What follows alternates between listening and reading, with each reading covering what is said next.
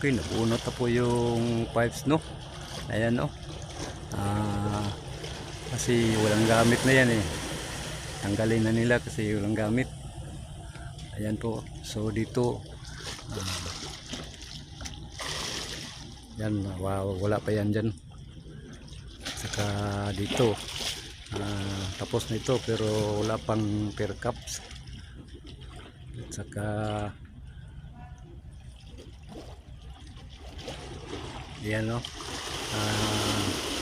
Kunti na lang ang kulang nito sa cantilever, saka doon sa sama, no? Kunti na lang ang kulang doon.